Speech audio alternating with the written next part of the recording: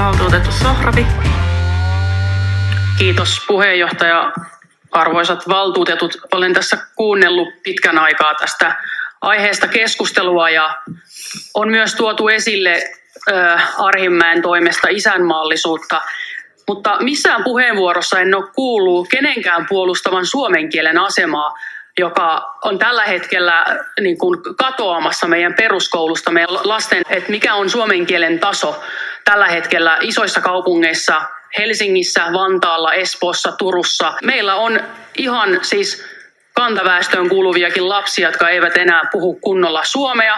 Ja musta on ollut aivan mahtavaa katsoa sitä, miten Orpon hallitus on ryhtynyt sellaisiin toimiin, että me vahvistetaan suomen kielen asemaa ja me vahvistetaan sitä, että kännykät on pois kouluista ja ne pysyy repuissa.